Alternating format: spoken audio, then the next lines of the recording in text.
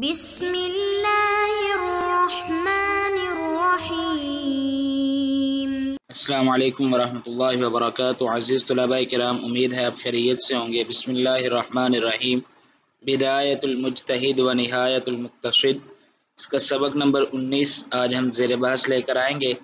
آج کے سبق کا عنوان کتاب النکاح، الباب الثانی، اور باب الثانی سے آگے الرکن الثانی، اور الرکن الثانی میں سے بھی الموضوع الثانی جو ہے اس کے بارے میں آج ہم سیکھنے کی، سمجھنے کی اور جاننے کی کوشش کریں گے۔ آج کا سبق شروع کرنے سے قبل گزشتہ سبق کا خلاصہ دہرا لیتے ہیں اور یہ جان لیتے ہیں کہ گزشتہ سبق میں ہم نے کون سی چیزیں سیکھنے کی، سمجھنے کی اور جاننے کی کوشش کی۔ گزشتہ سبق میں ہم نے الباب الثانی سے الرکن الثانی اور الرکن الثانی سے الموضوع الاول کی جو تفصیل ہے اس میں ولایت صحت نکاح کی شروط میں سے ہے یا نہیں، یہ جو ایک بڑا معرکۃ الآراء مسئلہ ہے فقہاء محدث علماء کے نزدیک، اس مسئلہ کے بارے میں ہم نے گزشتہ کئی اسباق میں جاننے کی اور سیکھنے کی کوشش کی۔ ان اسباق کی ترتیب کچھ یوں تھی کہ سب سے پہلے ہم نے اس مسئلہ کے بارے میں جو فقہاء کی آراء ہے وہ جاننے کی کوشش کی، پھر جو سبب اختلاف ہے اس کو جاننے کی کوشش کی، اور ساتھ امام صاحب نے ادلہ بھی پیش کر دی کہ جو ولایت کو صحت نکاح کی شرط مانتے ہیں ان کی دلیل یہ ہے، جو نہیں مانتے ان کی دلیل یہ ہے۔ اور دلائل پیش کرنے کے بعد امام صاحب نے ان دلائل پر ایک علمی محاکمہ جو ہے اپنی طرف سے وہ بھی ایک قلم بند کیا، اور جو ضروری تفصیل اور وضاحت تھی امام صاحب نے اس کو نقل کیا۔ تو گزشتہ اسباق میں ہم نے اسی پر گفتگو کی، اور جو ہمارا ریسنٹلی سب سے آخری سبق یعنی 18واں سبق ہوا اس معاملے میں، اس مسئلہ میں، تو اس میں ہم نے جو دلائل پر تبصرہ تھا اور ایک نتیجہ تھا امام صاحب کی جو ذاتی رائے تھی اس کے بارے میں ہم نے جاننے کی کوشش کی تھی۔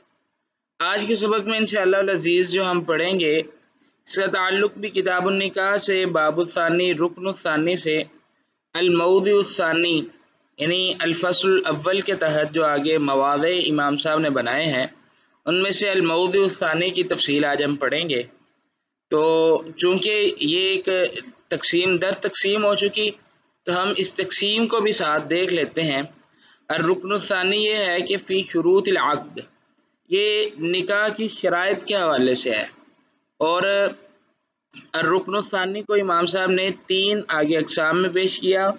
فصل الاول فی الاولیاء، یہ ولیوں کے بارے میں ہے، دوسری گواہوں کے بارے میں ہے، اور تیسری مہر کے بارے میں۔ اب جو الفصل الاول ہے اس کا تعارف امام صاحب کچھ یوں کرواتے ہیں کہ والنظر فی الاولیاء فی مواضع 4، اولیاء کے بارے میں جو بحث ہوگی، جو گفتگو ہوگی، وہ 4 مقامات میں آگے تقسیم ہوگی۔ ان میں سے پہلا یہ تھا کہ فی اشتراط الولایت فی صحت النکاح، آیا ولایت صحت نکاح کی شروط میں سے ہے یا نہیں۔ اس مسئلہ کو ہم نے گزشتہ کئی اسباق میں الحمدللہ تفصیل سے سیکھنے کی، جاننے کی اور سمجھنے کی کوشش کی ہے۔ امید ہے کہ آپ نے اس کو اچھے انداز سے سمجھ لیا ہوگا۔ دوسرا مسئلہ ہے فی صفت الولی، دوسرا جو الموضوع الثانی میں دوسرا مسئلہ جو ہے وہ اولیاء کی صفات کے حوالے سے ہے، اور اسی کو آج ہم جاننے کی کوشش کریں گے۔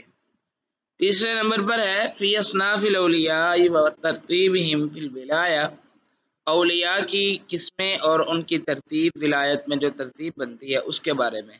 اور چوتھے نمبر پر اولیاء کا جو ان کے ماتحت ہیں ان کو نکاح سے روکنا، اور ان کا جو آپسی اختلاف ہے اس کے حوالے سے جو چیزیں ہیں اس کو آخری مسئلہ میں امام صاحب نے بیان فرمایا ہے۔ اب ہم اپنے آج کا جو سبق ہے اس کی طرف بڑھتے ہیں، اس کو دیکھتے ہیں، وہ ہے اولیاء کے اوصاف۔ امام صاحب نے اس کی ہیڈنگ بندی ہے کہ الموضوع الثانی فی صفت الولی، دوسرا جو باب ہے، جو دوسرا مسئلہ ہے وہ ولی کی صفات کے حوالے سے ہے۔ امام صاحب لکھتے ہیں الموضوع الثانی، دوسرا مسئلہ، جو دوسرا مقام ہے اس باب میں اور اس فصل میں، وہ ہے وَأَمَّا النَّظْرُ، جہاں تک یہ دیکھنا، یہ غور کرنا یہ حکم لگانا فی الصفات الموجباتی، ان صفات کے بارے میں جو واجب ہیں ولایت کے لیے، والسالبۃ لہا، اور جو اس ولایت کو سلب کرنے والی ہے۔ اب عزیز طلبہ کرام، یہاں پہ امام صاحب نے دو قسم کی صفات کا ذکر کیا ہے۔ نمبر ایک وہ صفات جن کی وجہ سے انسان کی ولایت واجب ہو جاتی ہے کہ جس بندے نے یہ صفت پائی جائے گی وہ ولی بن سکتا ہے، اور کچھ صفات ایسی ہیں جو ایک ولی کے اندر موجود ہوں، ایک سگے باپ کے اندر وہ خصلتیں پائی جائیں یا وہ بری عادات پائی جائیں تو اس سے ولایت کا رتبہ ختم ہو جاتا ہے۔ تو امام صاحب نے الموجبہ اور السالبہ کے الفاظ بول کے ان سے مراد یہ صفات لی ہیں۔ امام صاحب لکھتے ہیں فَإِنَّهُمْ اتَّفَقُوا، پس بے شک وہ سارے کے سارے فقہا اس بات پر متفق ہوئے ہیں، یہ جو موجبہ اور سالبہ ہے ان شرائط کے بارے میں، ان من شرط الولایتی، کہ ولایت کی جو شروط ہیں ان میں سے ایک شرط الاسلام والبلوغ والذکورہ، اسلام ہے، مسلمان ہونا ہے، بالغ ہونا ہے اور مذکر ہونا ہے، یہ واجب کرنے والی صفات ہیں۔ اور ساتھ آگے امام صاحب لکھتے ہیں کہ وَأَنَّ ثَوَالِبَهَا، اور بے شک وہ صفات جو ولایت کو سلب کر لینے والی ہیں، ان کی جو سالبہ ہیں، سلب کر لینے والی، کھینچ لینے والی، ازداد هذه، وہ ان کی ضدیں ہیں۔ اب امام صاحب نے پہلے جو موجبات ہیں ان کا ذکر کیا، وہ تین ہیں، اسلام یعنی مسلمان ہونا، بالغ ہونا، مذکر ہونا، اور ولایت کو ختم کر دینے والی وہ بھی تین ہیں۔ ان میں سے پہلی امام صاحب کہہ رہے ہیں کہ یہ ان کی ضد ہے۔ پہلا اسلام ہے تو اسلام کی ضد کیا ہوگی؟ کفر، اسلام کے مقابلے میں کفر ہے۔ دوسری بلوغت ہے تو بلوغت کے مقابلے میں بچہ، صغر سنی۔ تیسری مذکر ہے تو مذکر کے مقابلے میں مؤنث۔ یعنی جو صفات ہیں ان کا جب تضاد پایا جائے گا تو وہ صفت کو ختم کر دیں گے، اور اسی کی طرف امام صاحب نے اشارہ کیا ہے کہ وَأَنَّ ثَوَالِبَهَا ازْدَادُ هَذِهِ، اور جو ختم کرنے والی ہیں وہ ان کی ضدیں ہیں۔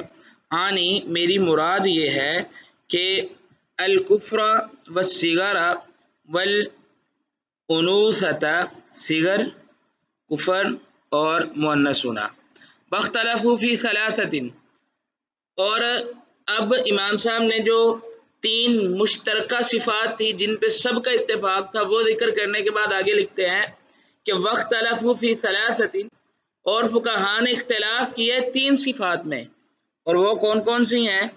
فی العبد والفاسق والسفی، فی العبد غلام کے بارے میں، والفاسق نافرمان کے بارے میں، والسفی اور بے وقوف کے بارے میں۔ جو مجنوں ہے وہ ولی بن سکتے ہیں یا نہیں بن سکتے۔ فَأَمَّا الْعَبْدُ، جہاں تک غلام کی بات ہے، فَالْأَكْثَرُ عَلَى مَنْعِ وَلَایَتِهِ، تو اکثریت کا، جمہور کا موقف یہی ہے کہ غلام جو ہے وہ ولی نہیں بن سکتا۔ عزیز طلبہ کرام، اکثریت علماء کا موقف یہی ہے کہ غلام ولی نہیں بن سکتا۔ غلام اپنی ذات کا مالک نہیں ہے، وہ خود اپنا نکاح اپنے مالک کی مرضی کے بغیر نہیں کر سکتا، چاہے جائے کہ وہ کسی عورت کا ولی بن کے اس کا نکاح کر دے۔ تو یہ جمہور کا موقف یہی ہے کہ غلام بندہ ولی نہیں بن سکتا۔ وجوزها ابو حنیفہ، لیکن ایک انفرادی رائے امام صاحب نے یہاں پہ نقل کی، اور وہ انفرادی رائے امام ابو حنیفہ رحمہ اللہ کی ہے، اور امام ابو حنیفہ رحمہ اللہ ان کے نزدیک یہ ہے کہ غلام جو ہے وہ بھی ولی بن سکتا ہے، وہ بھی ولایت میں حصے دار ہے۔ آگے دوسرا وَأَمَّا الرُّشْدُ، جہاں تک عقل مندی کی بات ہے، عقل مند ہونا، کیا آیا عقل مندی جو رشد ہے، دانائی ہے، کیا یہ بھی شرط ہے؟ فَالْمَشْهُورُ فِي الْمَذْهَبِ، تو جو اکثریت مذاہب ہیں ان میں سے یہ امام صاحب نے جس کا ذکر کیا وہ یہ ہے کہ مشہور مذہب. اب جب امام صاحب کہتے ہیں نا کہ فالمشہور فی المذہب، تو اس سے مراد امام صاحب کا اپنا مذہب. بعض دفعہ امام صاحب وضاحت کریں گے، جہاں پہ وضاحت کریں گے وہاں پہ امام صاحب کی وضاحت کو سامنے رکھا جائے گا. جہاں پہ وضاحت درکار یا موجود نہیں ہوگی وہاں پہ امام صاحب کے فقہی مسلک کو مراد لیا جائے گا. تو اب یہاں پہ امام صاحب کہہ رہے ہیں فالمشہور فی المذہب، مذہب میں جو بات مشہور ہے. اور امام صاحب کا مذہب میں نے تعارف میں آپ کے سامنے یہ عرض کیا تھا کہ امام صاحب خود مال کی مسلک سے تعلق رکھتے ہیں. تو آگے امام صاحب لکھتے ہیں آنی، میری مراد یہ ہے کہ اندہ اکثر اصحاب مالک، امام مالک رحمہ اللہ کے جو ماننے والے ہیں اکثر اصحاب مالک جو ہیں، امام صاحب کہہ رہے ہیں میں ان کی بات کر رہا ہوں. تو مذہب سے مراد اکثریت جو اصحاب مالک ہیں، مالکیہ ہیں، ان کی، کہ ان ذالک، بے شک یہ، لیس من شرطہا، یہ نکاح کی شروط میں سے نہیں ہے، اور یہ ولایت کی صفات میں سے بھی نہیں ہے. یعنی عقل مندی جو ہے یہ ولایت کی صفات میں سے نہیں ہے. صفی بندہ بن سکتا ہے. اب امام صاحب نے پیچھے صفی کے حوالے سے اختلاف ذکر کیا تھا تو اسی کی وضاحت آگے چل رہی ہے. اور امام صاحب آگے کہتے ہیں وقد روی عن مالک مثل قول الشافعی، اور امام مالک رحمہ اللہ سے ایک امام شافعی رحمہ اللہ جیسا قول بھی نقل ہوا ہے. اور امام شافعی کا قول کیا ہے وہ یہاں پہ ذکر نہیں ہے، وہ قول یہ ہے. اور امام صاحب کہتے ہیں وَإِنْ كَانَ الْاخْتِيَارُ، اگرچہ پسندیدہ بات جو ہے وہ یہی ہے کہ أَن يَكُونَ عَدْلًا رَشِيدًا، عادل بھی ہو اور عقل مند بھی ہو. یہ امام شافعی رحمہ اللہ کا قول ہے جو منقول کیا گیا ہے البیان والتحصیل میں، جس میں امام شافعی رحمہ اللہ کی نسبت سے امام رحمہ اللہ کا یہ قول مذکور ہے. تو امام صاحب کہہ رہے ہیں کہ امام شافعی کی طرح امام مالک کا بھی ایک قول اس انداز سے موجود ہے. وقال اشہب وبقول الشافعی، اور امام شافعی کے قول کی مثل ہی امام اشہب اور ابو مصعب جو ہے ان دونوں نے بھی اسی کی مثل اپنا قول ایک نقل کیا ہے. اب آگے ہم دیکھتے ہیں امام صاحب یہاں پہ جو اختلاف ہے اس کو بیان کرنے کے بعد آگے اس کی مزید وضاحت کرتے ہیں اور سبب اختلاف کی طرف بڑھے ہیں. امام صاحب لکھتے ہیں وسبب اختلافی، اور جو ان کے اختلاف کا سبب ہے، سبب خلاف ہے جو آپس میں تنازع کا سبب بنا، تشبیہ هذه الولایت بولایت المال، وہ اس ولایت کو تشبیہ دینا ہے ولایت مال کے ساتھ. یعنی رشد کے مسئلہ میں جو سبب اختلاف ہے اس کے بارے میں امام صاحب کہہ رہے ہیں کہ وہ جو ہے وہ ایسے ہی ہے جیسے مال میں ولایت جو ہے اللہ تعالیٰ نے فرمایا نا قرآن مجید میں اعوذ باللہ من الشیطان الرجیم وَلَا تُؤْتُوا السُّفَهَاءَ أَمْوَالَكُمُ الَّتِي جَعَلَ اللَّهُ لَكُمْ قِيَامًا، تو سفیہ کو اس کے مال کا ولی نہیں بنانا جب تک وہ عقل مند نہ ہو جائے. تو امام صاحب کہہ رہے ہیں کہ جس بندے نے نکاح کی ولایت کو مال کی ولایت کے ساتھ تشبیہ دی ہے تو اس کے نزدیک عقل جو ہے یہ ایک شرط ہے. امام صاحب کہتے ہیں فمن رعا، پس جس کا خیال، جن فقہا کا خیال یہ ہے کہ انہو، پس تحقیق شان یہ ہے کہ یوجب الرشد فی هذه الولایہ، وہ عقل مندی کو اس ولایت میں شرط قرار دیتے ہیں، واجب قرار دیتے ہیں، مع عدمہ فی المال، ساتھ اس کے باوجود اس کے کہ وہ سمجھتے ہیں کہ مال کے مسئلہ میں یہ عقل اور رشد ضروری نہیں ہے. قال، انہوں نے کہا ہے لیس من شرطہ ان یکون رشیدا فی المال، انہوں نے کہا ہے کہ یہ اس کی شرائط میں سے نہیں ہے کہ مال دیتے وقت وہ عقل مند ہو، یہ مراد ہے. یعنی ان کے نزدیک ولایت میں تو رشد جو ہے وہ عقل ہونا ضروری ہے جبکہ مال کے حوالے سے نہیں ہے. ومن رہا، اور جس نے یہ خیال کیا کہ ان ذالک، بے شک یہ بات، یعنی جو صفی ہے یہ ولی بن سکتا ہے یہ نہیں، ممتنع الوجود، قال یہ ممتنع الوجود ہے یعنی اس کا وجود نہیں پایا جا سکتا، یہ منع ہے.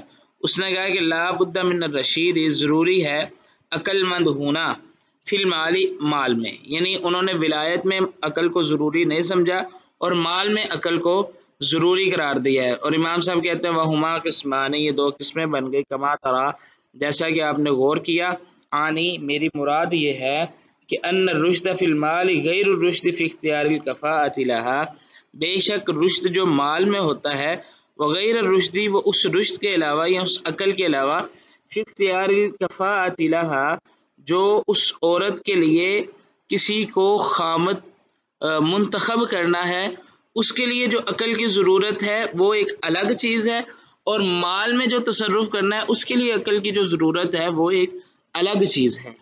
یعنی امام صاحب نے یہاں پر مسئلہ کو دو اقسام میں تقسیم کر کے، جو مال میں جس عقل کی ضرورت ہے وہ اور ہے، اور کسی عورت کے خامد کا انتخاب کرنے میں جس عقل کی ضرورت ہے وہ اور ہے، اور یہی امام صاحب یہاں پہ بیان کر رہے ہیں کہ میری مراد یہ ہے کہ آنی ان الرشد فی المال غیر الرشد فی اختیار الکفاءۃ لہا، جو مال میں رشد عقل مندی ہے، غیر الرشد وہ عقل مندی فی اختیار الکفاءۃ لہا، اختیار کفا یعنی جو اس کے ہم پلہ خامد ہے اس کے علاوہ ہے۔ آگے امام صاحب عدالت کے حوالے سے گفتگو کر رہے ہیں، اور امام صاحب لکھتے ہیں وَأَمَّا الْعَدَالَةُ فَإِنَّهُمْ اخْتَلَفُوا فِيهَا مِنْ جِهَةٍ، جہاں تک عدالت کی بات ہے تو اس کے حوالے سے انہوں نے ایک اعتبار سے اختلاف کیا ہے، اور وہ اختلاف کیا ہے من جہۃ انہا نظر، اس میں اختلاف ہے، اور وہ اختلاف یہ ہے کہ آنی میری مراد یہ ہے، للمعنی اس معنی میں میری مراد یہ ہے کہ هذه الولایہ فلا یؤمن مع عدم العدالت الا یختار لها الکفاءہ۔ امام صاحب کہتے ہیں بس نہیں بے خوف ہوا جاتا مع ساتھ اس کے کہ اگر عدالت اس میں نہیں پائی جا رہی تو وہ اس کے لیے جو کفو ہے نا، مثل ہے اس کا، ان جو مناسب رشتہ ہے وہ اس کے لیے طے نہ کرے، یعنی ایک بندہ وہ عادل نہیں ہے، تو اب کیا ضروری ہے کہ جو بندہ عادل نہیں وہ اس کے لیے مناسب رشتہ بھی تلاش نہ کرے؟ کیا ایسا واجب ہے؟ امام صاحب کہتے ہیں ایسا نہیں۔ وقد یمکن، اور تحقیق ممکن ہے، ان یقال یہ کہ یہ بات بھی کہی جائے کہ ان الحالۃ التی، بے شک وہ حالت، بہا یختار الاولیاء لمولیاتہم الکفء، بے شک وہ حالت یا وہ چیز جس کی وجہ سے اولیاء اپنے موالی کے لیے، یعنی جو ان کی ولایت میں ہیں ان کے لیے ہم پلہ رشتہ تلاش کرتے ہیں، وہ امام صاحب کہہ رہے ہیں کہ غیر حالت العدالہ، وہ عدالت نہیں ہے، وَهِيَ خَوْفٌ لُحُوقِ الْعَارِ بِهِمْ، یہ تو ایک عار کا ڈر ہے جو ان کے ساتھ لاحق ہوتا ہے، اگر وہ مناسب رشتہ تلاش نہ کریں تو لوگ ان کو تانے ماریں گے، یہ کیا کیا، یہ کیا کیا، یعنی جو تانے ہیں نا، ان تانوں کے ڈر سے وہ اچھا رشتہ تلاش کرتے ہیں۔ وَهَذِهِ هِيَ مَوْجُودَةٌ بِالطَّبْعِ، یہ معاملہ جو ہے نا یہ انسان کے اندر طبعی طور پر موجود ہے۔ وَتِلْكَ الْعَدَالَةُ الْأُخْرَى مُكْتَسَبَةٌ، اور جو دوسری عدالت ہے نا جس پر بات ہو رہی تھی وہ عدالت مکتسبہ، کمائی ہوئی ہے۔ اب بالطبع سے مراد یہ ہے کہ ہر انسان میں ذاتی طور پر غیرت موجود ہے۔ اللہ کے نبی صلی اللہ علیہ وسلم کے پاس ایک بندہ آیا، مسند احمد کی روایت ہے، اس بندے نے آگے کہا زنا کی اجازت طلب کی، اللہ کے نبی صلی اللہ علیہ وسلم نے اس کو بٹھایا اور پوچھا اگر تیری ماں کے ساتھ کوئی یہ کام کرے، بہن کے ساتھ کرے، پھپھی کے ساتھ کرے، تو وہ کسی پر بھی راضی نہ ہوا، کیونکہ یہی وہ طبعی طور پر جو انسان کے اندر غیرت ہے نا یہ اس کا تقاضا ہے۔ اور آگے امام صاحب آخر پہ جو بات کر رہے ہیں وہ غلام کے بارے میں ہے، اور امام صاحب لکھتے ہیں کہ وَلِنَقْصِ الْعَبْدِ يَدْخُلُ الْخِلَافُ فِي وِلَایَتِهِ كَمَا يَدْخُلُ فِي عَدَالَتِهِ، اور جو بندے کی عدالت ہے چونکہ بندہ خود ناقص ہے، وہ اپنی ذات کا فیصلہ نہیں کر سکتا، تو وہ کسی کی ولایت کا کیا فیصلہ کرے گا؟ تو جس طرح عدالت میں اختلاف ہے اسی طرح اس میں بھی اختلاف ہے۔ تو یہ جو اولیاء کی صفات ہیں ان کے حوالے سے گفتگو ہے، تو یہ امام صاحب نے مختصراً اس کے حوالے سے بیان کیا۔ اب ہم اپنے آج کے سبق کا خلاصہ دیکھ لیتے ہیں۔ آج کے سبق میں ہم نے کتاب النکاح باب الثانی رکن الثانی فصل الاول کی تفصیل سے الموضوع الثانی فی صفت الولی جو ہے اس کے بارے میں جاننے کی کوشش کی۔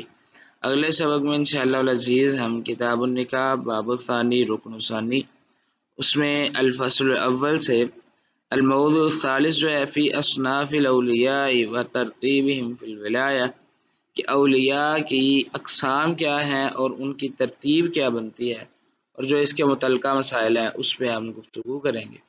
اگلے سبق سے پہلے آپ یہ سوال حل کرنے کی کوشش کریں۔ سوال یہ ہے کہ امام ابن رشد رحمہ اللہ کا ولایت کے بارے میں کیا مسلک ہے، اس کی ادلہ کیا ہیں، جو امام صاحب کا مسلک ہے اس کو وضاحت کریں، سمجھنے کی کوشش کریں۔ تب تک کے لیے اللہ حافظ، اپنا خیال رکھیے گا۔